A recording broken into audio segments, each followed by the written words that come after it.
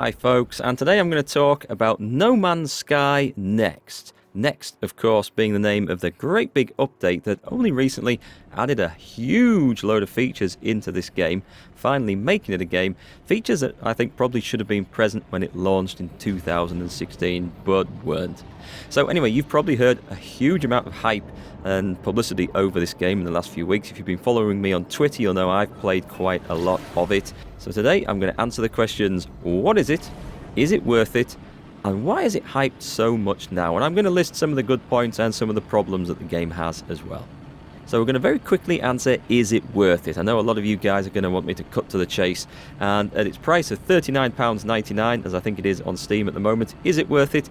In my opinion, no.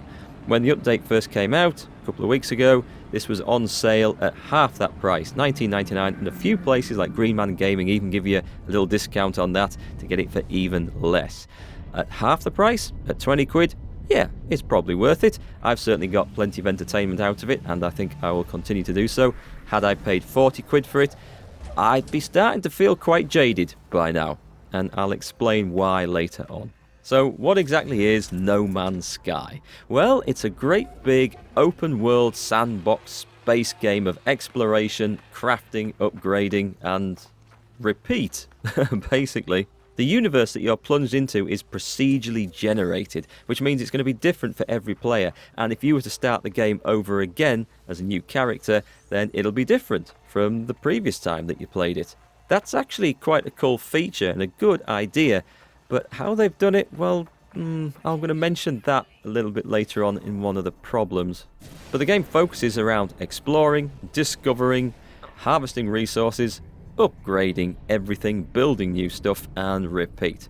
Oh, there is a story element to the game too, for those of you who like a little bit more direction in your games. It kind of goes like this. You awaken at the crash site of your starship with no memory of how you got there, who you are, where you were going, or anything at all. The only way you're going to find out is to survive the hostile planet that you've crash landed on, find resources to keep your life support and your spacesuit in order, get your starship fixed, get the engines going, take off, head for the stars, and find out what the hell's going on. The story, to be honest, sounds a little bit loose and trippy, and it's almost as if they're laying the tracks as the train is hurtling down it, if you know what I mean. It doesn't feel like anyone really knows where the story is going. It obviously has an ending, which I haven't got to yet. I'm about 25 hours into the game. But at the moment, I have no clue what's going on, and you get that impression that they don't really have an idea where they were going to go with the story at that point either. But all that is by the by, because to do any of the story, you're going to have to play the base game. Let's start with the exploring. Finding new planets. Once you've got your spaceship fixed and you're off the first one, you can travel to other planets, you can travel to space stations and meet other aliens. And this is one of the parts of the game that really drew me in. That feeling of, oh, I just want to see what's on that next planet. I want to see what's in that space station. I want to see what's just in the next galaxy, in the next jump away. I want to explore. Because, as I say, it's procedurally generated, and the animals and plants on each planet have their own names and identity. Well, they do to a point anyway. There is a lot of repetition, especially over the shapes of plants and some of the mineral objects that you find. But one cool side is that you find some really strange looking animals. I found a race of pineapple shaped creatures that were hopping around on a planet. And you can scan all these creatures in with your scanner once you've fixed it and made it actually in your spacesuit. You have to do that first. The game does lead you through that bit. And when you scan animals, plants, minerals in, well, you get actually paid some credits from who knows where, or they're called units in the game. That's the universal currency. So it kind of encourages you to explore anyway, because you're getting paid to do it. And you can upgrade your scanner through finding the blueprints and then making the equipment and harvesting the resources, so that you'll get paid even more for scanning stuff in. So the exploration side of it is kind of cool. It's just a shame that they use a lot of repetition in the forms and the shapes of the plants especially. And also the buildings. You find lots of abandoned buildings. You can just get in your ship and fly low over a planet, and you'll find loads of abandoned buildings and harvesting stations and homesteads and spaceports and trading ports and all sorts of things. You can just land, you can explore them, you can interact, which is all really cool, until you start to realise about 10 or 15 hours into the game that all these things look exactly the same. And that's a bit of a shame, even to the point where if they have a bit of broken down machinery outside the doors of one, and you can fix that by harvesting the resources that you need to then repair the machinery, which you open up and you get some little reward out of it. They're all placed in the same location. There's like a template. And I mentioned earlier that, it was great that they had this procedurally generated universe, but one of the ways they've been able to do that is just to have templates of how buildings look, how plants look, and you see the repetition all over the place throughout the galaxy. 2 planets next to each other, okay, maybe you can say life traveled from one to the other and we've got the same plants. And the buildings are the same, well, maybe the same race build them. But you go, 150 light years in one direction, you find totally different planets, and all the plants and minerals, they all have different names. You all have to scan them in again, which gets really annoying after a while because it takes a long time holding the scanner in position to actually scan each thing. You know what it's going to be because you've seen it on the last 10 planets. You know exactly what it's going to contain, but it has a different name and you get paid again for finding it anyway. But yeah, that's how they've done the procedurally generated universe. They've used a huge amount of repetition from their art department, I suppose, and templates of buildings and plants and stuff. But there is a lot of cool looking animals in there, so that's quite nice. So the exploring side is good, and that did draw me into the game a lot. Now the other side of the game is the crafting and the gathering of resources, which I've already mentioned quite a bit. Everything that you see on the planet, all the plants, all the rocks, they're all made up of base elements, and you can break these down with your mining laser and harvest them. For example, you need oxygen, which you can actually break down from certain things, or you can just harvest it from big glowy red plants. And that's needed to keep your life support going. So finding a good supply of oxygen and storing it is a good idea. Sodium's pretty useful because that charges up the radioactive protective shield in your spacesuit. So on planets where there's a lot of radiation, and you'll probably start off on one, then sometimes just finding enough sodium at the start of the game just to stay alive can be a real challenge. But once you get past those, you'll find yourself harvesting all sorts of materials from the plants and the rocks, and also great deposits of ore in the ground, for which you'll need to build a terrain manipulator to actually dig up. For some reason you can't get those with a mining laser, but anyway, that's something else to research and build and upgrade as you go along. And it sounds very repetitive, and if you were to watch videos and streams of it, it would probably look pretty repetitive. But like Minecraft, it's got that addictive quality to it where you just think, oh, okay, if I just go out and harvest some of that, I can build that to make that better, and one of those to make the starship fly better. Oh, I need fuel for the starship as well. Yeah, I must remember to go and grind some of that, then I can explore further. And the whole lot kind of ties together. Now this extends into base building as well. You can build bases on planets, and later on you'll also get a freighter for free, and that starts the beginning of your fleet in space, where you can park smaller starships in. You can also build a base in the freighter and take it with you. Base building does get important later on because you can build in your base bigger refineries to produce more goods out of the raw materials that you put in, and that's going to be pretty essential because you'll need a lot of raw materials for certain projects. You can also teleport between your bases from anywhere after you've discovered and built teleporters, so that is quite a nice feature. So it's a really big game of crafting and gathering and upgrading, and that's the whole point to the game, and basically that's what it is. Everything you do needs to be upgraded at some point. Your suit can be upgraded in a dozen different ways. You can upgrade the life support, the protection from it, the jetpack. Your mining laser wants to be upgraded lots and lots to make it last longer, so it uses less energy, so it harvests more stuff, so it doesn't overheat as fast. There are guns, there is combat in the game. It's pretty basic. There's not a lot of things that you have to kill and shoot, at least to start off with, and I've got to say, it's not a whole load of fun, that side of it. The space combat as well, which again is pretty basic stuff, but it's all stuff you can upgrade. It's all stuff that's going to need loads and loads of resources, and it's that hunt for resources which aren't always present on every planet that is going to keep you going. It's going to keep you wanting to explore, to look for new stuff, to go where nobody has gone before. That Star Trek sort of thing. So that brings me up to the aliens, and you're going to meet stacks of these guys. fact, you're going to meet them very early on, and it introduced me to what I thought was a really cool idea at the time, because you don't know the alien languages. You try to converse with them, you get some spiel from the NPC, and you can maybe understand one word out of the entire speech. And then I thought, this is great, because you learn the language one word at a time, either through interacting with the aliens. Sometimes you can pay them a few units or some raw materials, they'll teach you a word, or by exploring alien ruins and religious artifacts and monoliths on the planet's surfaces. And there's different races of aliens, and you have to learn each language one word at a time, and you don't understand them. And I thought, that's a really cool concept for a game.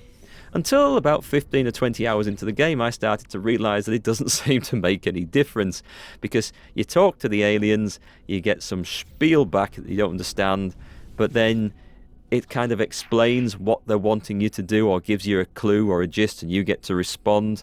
And you know what? I find myself skipping through what the aliens say now, and also it seems so repetitive.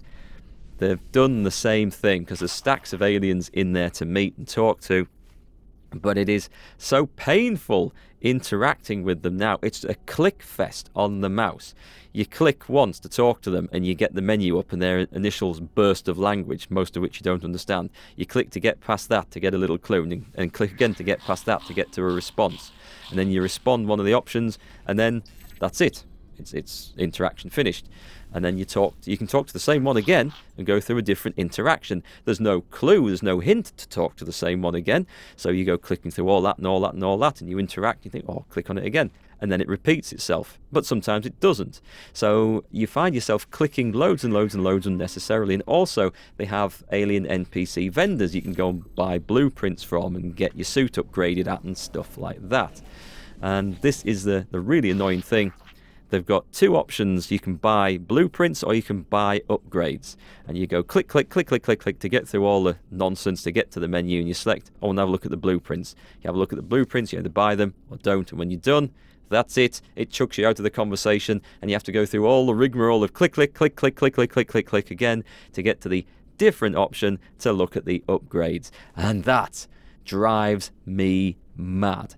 So what seemed like a really cool way of implementing the alien races and their language to start with, it kind of just feels like another gimmick. It's just something to go and collect, basically. You collect words and part of their language by finding it and discovering it.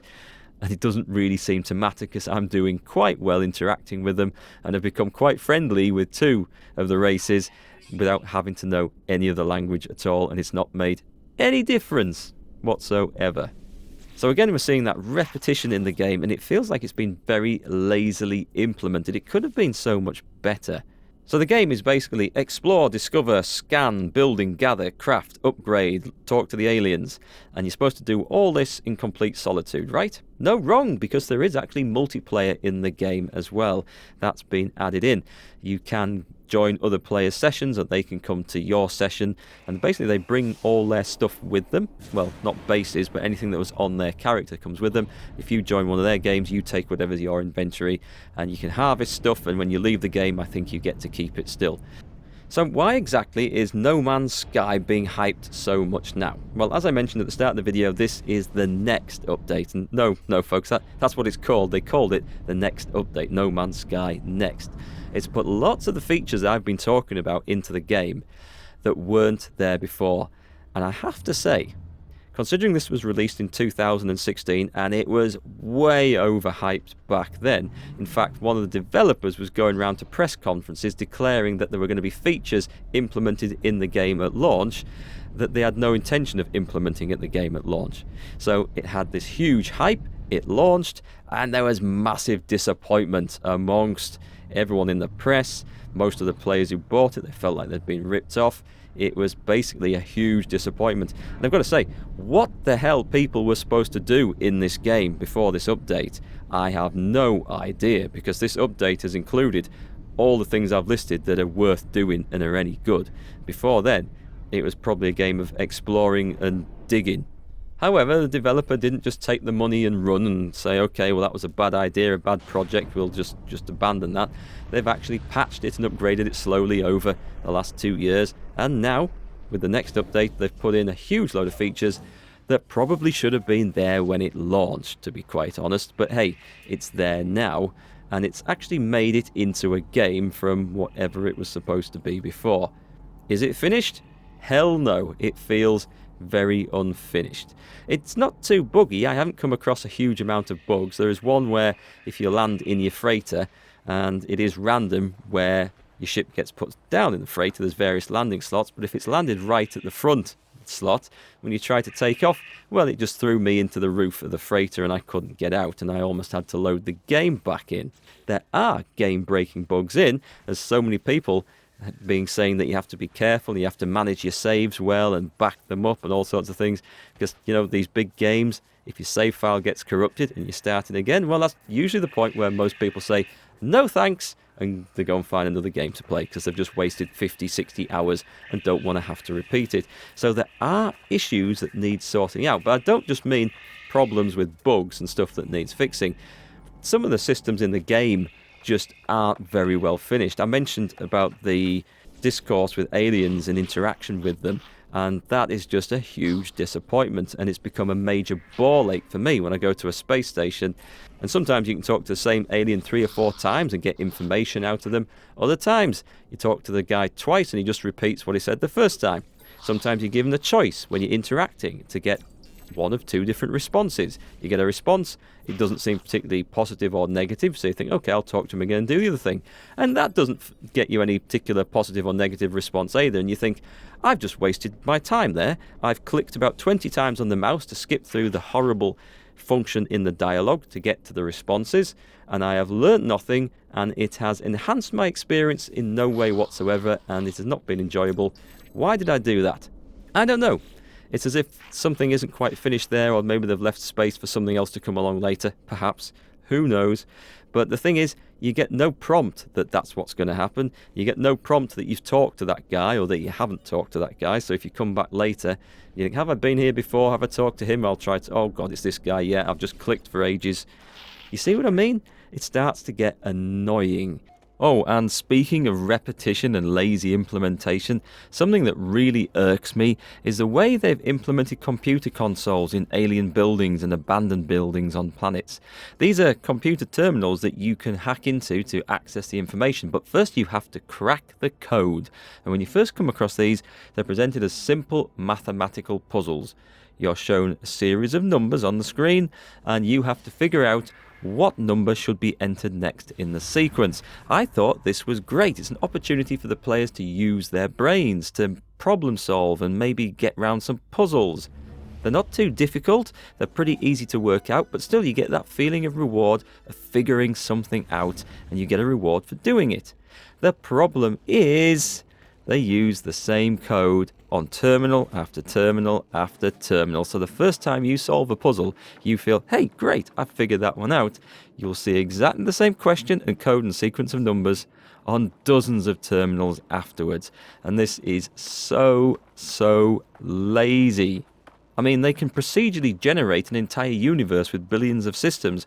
Why can't they procedurally generate some flipping mathematical problems? I just don't get that. It seems pretty lazy and boring, and quite often you'll come to a terminal in an abandoned building and it'll say, if you can unlock the code, blah blah blah, and you see the first 2 numbers and you instantly know that the answer's going to be 720, for example, because that one comes up an awful lot. And yeah, it's really poorly done and a big disappointment, and that could have been done so much better.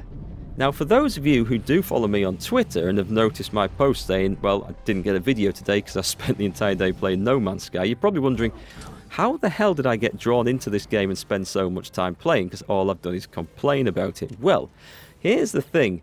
The other side of it, the exploring and finding stuff and finding cool materials, and sometimes finding new ships abandoned on a planet from a distress signal, that's all kind of exciting. It draws you in. It just makes you think, what can I find over the next ridge? What will I find on the next planet? What's out there in the next system once I've got the hyperdrive built? It makes you want to look and find stuff, and you start upgrading as you go. You get a ship with more slots, you get a bigger ship. You found one crashed that you can then get the engines working and go and trade it in at the spaceport for something half decent. That makes me want to play. You start finding new resources and new blueprints to make something pretty cool. That makes me want to play. The crafting and the gathering, It is very, very repetitive. I've got to warn you, it is extremely repetitive stuff, and the longer you play, the more the shine wears off that side of it. But for the first 20 hours, it really does make you want to play more just to see what you can get, what you can find, what you can upgrade. And you see the benefits of those upgrades pretty quickly in your spacesuit and your mining laser. So that's actually pretty good, and I like that. And that's the part of the game that draws me into it, without a doubt. The multiplayer, I can't say that that's particularly beneficial. You can go off and do your own things in that person's game. I don't know what happens to the other player if one of them suddenly logs out, whether they continue playing or whether they're booted out and lose whatever they're working on. I'm really not sure. But it doesn't feel like it really makes it a full multiplayer game, if you know what I mean. And the aliens and the interaction is becoming such a pain in the arse that I wish I didn't have to do any of that anymore. But the building, the upgrading, the crafting, and when you get to build your own base, if you like doing that, well, you can build it pretty much however you like. If you've done the research, and you research modules by digging up buried alien research and then using a blueprint analyzer to convert it into something that you can build from. So there's lots of ways of learning things and discovering stuff. It is a game of discovery. But do the problems outweigh the enjoyment of it? Well, this is going to depend entirely on you. Like for the first 20 hours, I've been sucked in massively and enjoyed it, wanting to just explore and search and upgrade. But now the repetitiveness of it is starting to come through. I'm tired of the aliens. I'm tired of seeing the same damn looking plants on each planet, the same cactus, the same tentacle looking things. The fact that cobalt and ferrite and everything else looks almost the same on every planet, is deposited in the same way. I can look at it on the screen and say, I know exactly what that mineral is, but my scanner says I don't, and I have to hold the scan button over it for about 5 seconds on every single thing. That's what you'll do when you land on a new planet. You'll scan everything as soon as you get out of your ship. And you know what it's going to be most of the time. And you still have to scan it. And yes, you get paid for it. Yes, it's part of the game and it's beneficial to do it. But it's this repetition that starts just to take the shine off things. And the way they've built the planets, with everything looking the same, the buildings looking the same, that starts to grate after a while. So I said that I thought this game was worth 20 quid. It certainly is. You'll get your hours worth of entertainment out of that. If you like building and sandbox games, if you loved Minecraft, you'll probably like this. I would feel upset if I'd paid 40 quid for this, because with the problems it's got, I then start to think, I've just paid what I consider to be a lot of money for this game, and it's very repetitive, and they haven't done that very well. But paying 20 quid for it, or 18 quid as I actually did from Green Man Gaming, I feel like, yeah, I was probably worth it, and I have enjoyed it, and I think I'll continue to enjoy it a bit longer too. So there you go, that is No Man's Sky Next, why it's so hyped, and exactly what the game is all about. So if you've played it yourself, let me know your comments down below the video, especially if you've played it since 2016. What was it like back then compared to what is it like now?